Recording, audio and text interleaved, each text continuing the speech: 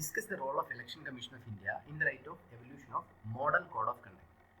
So you just say about Election Commission of India and the evolution of MCC. Introduce by saying that Election Commission of India is an autonomous constitutional authority. One of its contribution or pivotal contribution is the MCC. It is aiming to ensure free and fair elections. So you can say about the origin of MCC. It began in the 1960 Kerala election and it was for combating the rising electoral malpractices, okay, and like booth capturing, influencing voters kind of thing, paid campaigns kind of things, right? And it was nationally adopted 20 years after, around 1979-80. Then from this state-centric inception of MCC, later it brought like revolutions in the national election level in diverse ways. What are these ways? It ensured fair play and level playing field. For example, in 2019, MCC was invoked to stop the release of a biographic film on our Prime Minister during the election season as it could sway the voters. Okay, so MCC's core is to curtail the practices causing tension or animosity during the elections. Then it is relevant because it is evolving with changing times. Previously, when only print media was there was regulations in that direction. But when social media kind of thing arose, now MCC has been modified to like prevent the misuse of social media and paid news, etc. That means like around 48 hours before this particular like election is happening, you have to control the social media campaigns as well, like that. Then in 2019 elections, like there was a complaint about a TV channel which is dedicatedly like promoting Prime Minister. So like ECI acted upon that complaint by invoking clauses on MCC, citing potential MCC violations. So it ensures fair play and level playing field, and it is evolving and adapting according to the changing times. Now, role of Election Commission concerning the MCC. It is the authority which is enforcing the MCC. For example, like our Uttar Pradesh CM Yogi Adityanath, okay, he faced a warning from this Election Commission of India, and he was like asked to like he faced a ban for a few days for MCC violation by making a communal statement. But you cannot write the name of the Chief Minister. You can write by saying UP Chief Minister, like that. Okay, so it enforces, ECI enforces MCC by invoking warnings or banning from contesting or banning from campaigning, like that. Okay, it enforces MCC.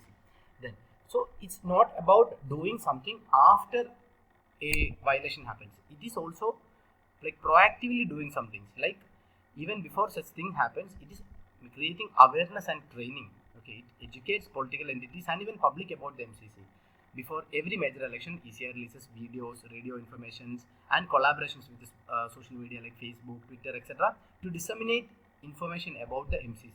So this is a reactive role, this is a proactive role, and even after both, if conflict arises, ECI assumes a judicial role. It is acting like a court to interpret and judge MCC related disputes.